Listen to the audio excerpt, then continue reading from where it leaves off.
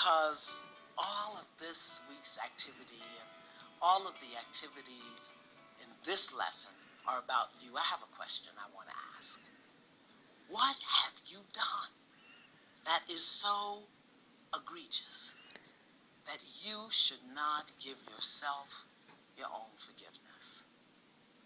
I ask that question because in order to receive the benefit of this lesson, it requires that you become willing to tell the absolute truth to yourself about yourself. It means that the level of truth, how much truth you are willing to face and how much truth you are willing to give will determine your ability to forgive yourself. To begin this work, I invite you to consider this. We have all had days when we have been less than our greatest self, just like me.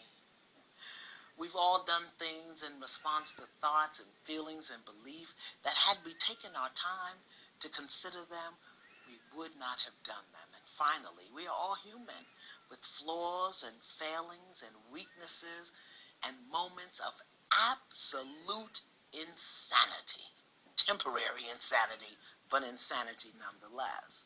So as human beings, we must all learn to forgive and release ourselves from the moments, the days, the weeks, or the years of temporary craziness.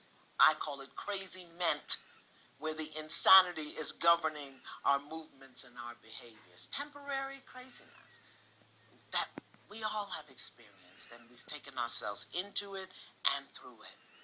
The work of this lesson is a step in that direction, to let yourself off the hook.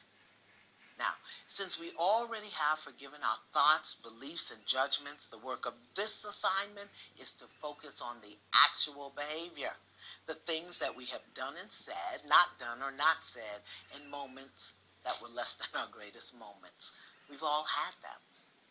Now, using your paper journal or your online journal, your work will be to complete each of the forgiveness statements as many times as necessary to clear your mind and your heart of anything you have found difficult to forgive yourself for. And it is important that you write or type the statement each time, no shortcuts. This is about you. Give yourself your own time and energy. Now, the key here is not to edit your writing.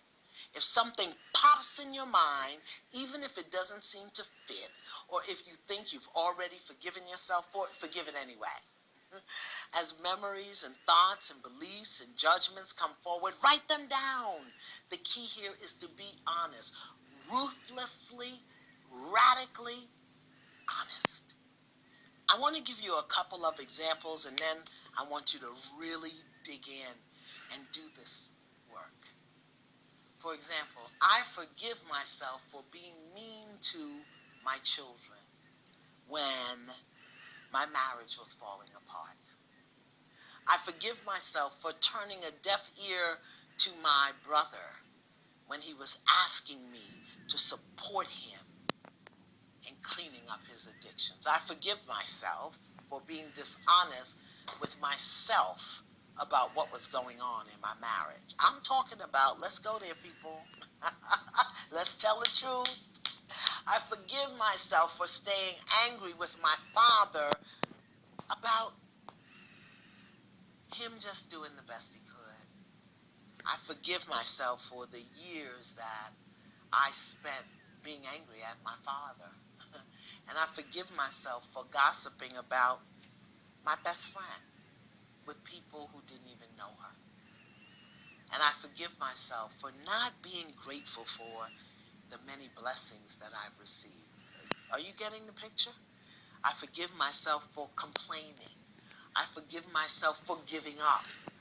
I forgive myself for allowing fear to. I forgive myself for allowing anger to. I forgive myself for allowing shame to. Let's go there. Let's go there. Take your time. Get yourself a nice cup of tea. Sit down. Breathe. Clutch your pearls. And do your work. You can do it. I know you can.